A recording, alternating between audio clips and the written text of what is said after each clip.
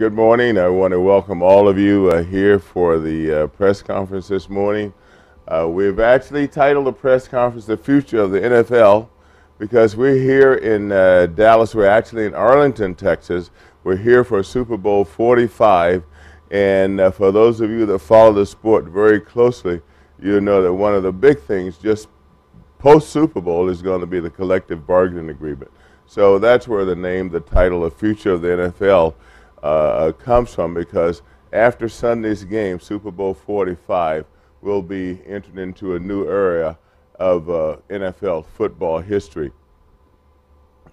What I'd like to say too is that where we are in Arlington is we're right in the shadows of the new Dallas Stadium, and we can actually see it from where we are. And where we are now is that we're on aboard a Union Pacific Heritage Fleet car that they have brought in specifically for this occasion. And so this is an exciting time for us, and we think that there are certainly some similarities there with the connection between the old and the new.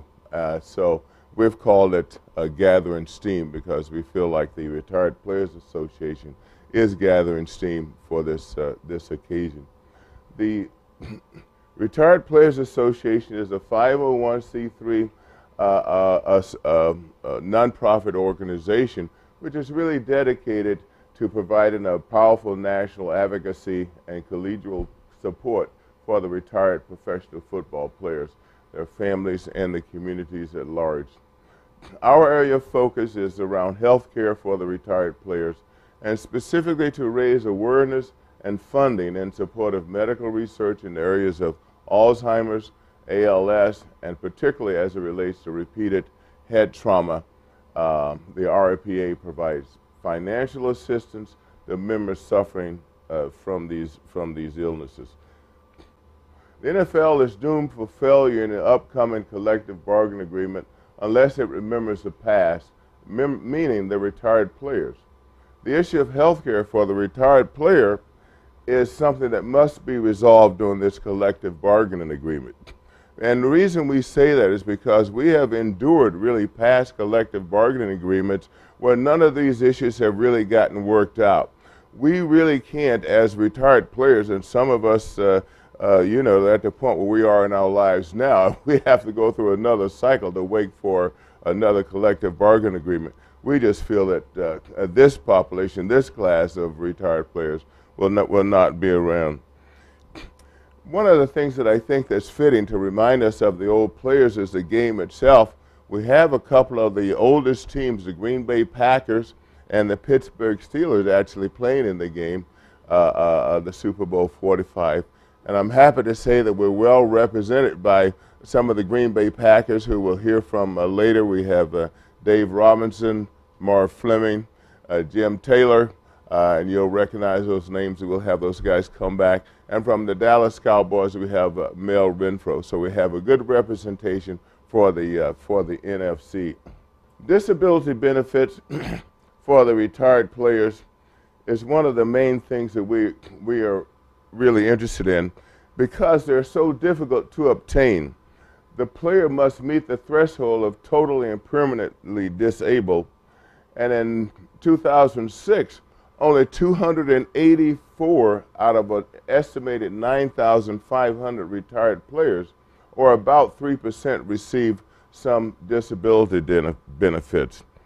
When we talk to other former NFL players, a lot of them have experienced the difficulty and the frustration of trying to get some of these benefits. And a name that some of you will recognize is Conrad Dobler.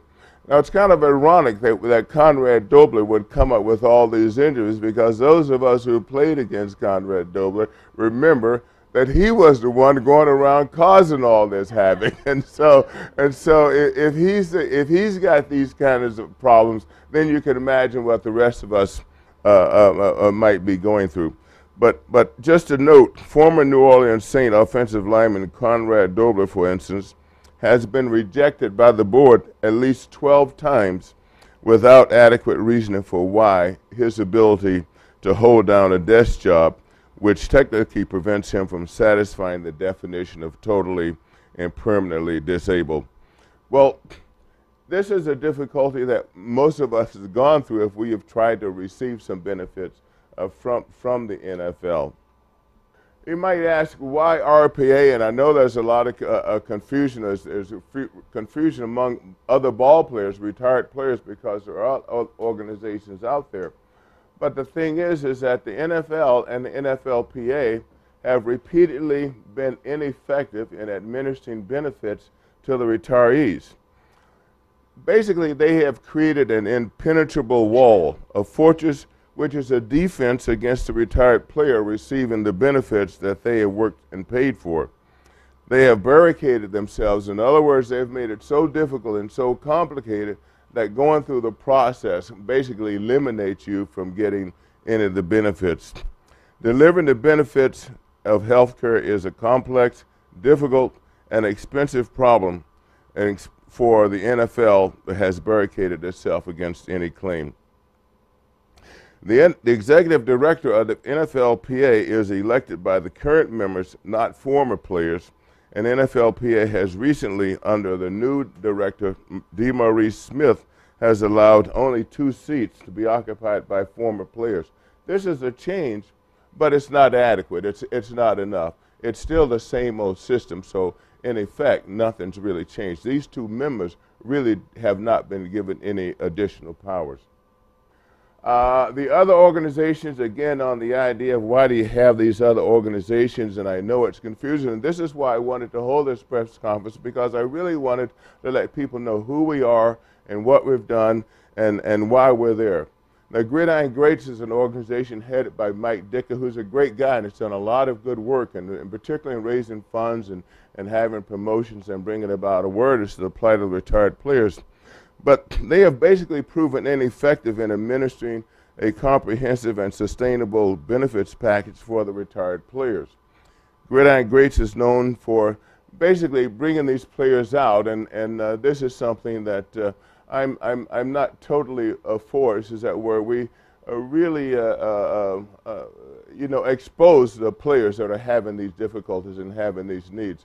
You know, these guys have pride and they still want to be treated with respect. The NFL Alumni Association, and what's going on now with the retired players between the NFLPA and the NFL retired NFL alumni, is there's kind of this battle going on. Which one do you choose? Which one do you go with? The truth is that you're really not gaining anything by going with either one of them. We know the history of the NFLPA and what's been happening to us, particularly under Gene Upshaw, but I contend that there's not much difference in the alumni. The alumni has really never had the basis for treating the retired players or providing those medical benefits. They're mostly a charitable organization, and that's been their strong point. They are making some changes, and they're trying to make some adjustments. But there's also some talk or chatter that the alumni is really kind of under the auspices of the NFL itself. And so those are some things to be concerned about. There are other organizations. Many of these organizations have really great aspects of fourth and goal. One of their great attributes is a guy named Jeff Nixon, who's a tremendous writer, you know, and he puts out great publications.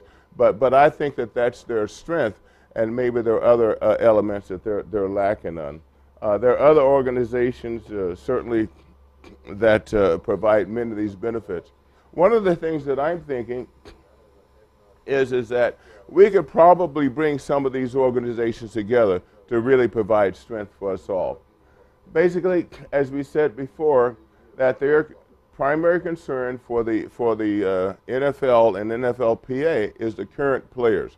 Now, you hear talk about things like, well, games or salaries or things like that. But a lot of these things really do not concern the retired players. And so what we have is we need to have the retired players at the bargaining table where we can speak directly and specifically about retired players' issues.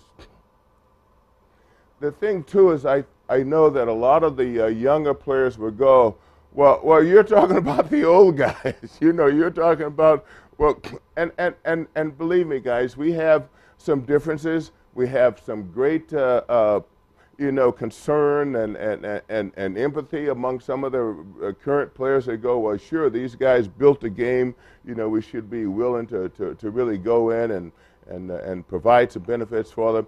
And then there are other guys have a different attitude. Totally, well, these guys had their chance, and they blew it or whatever. These are not true pictures of what happened in the National Football League.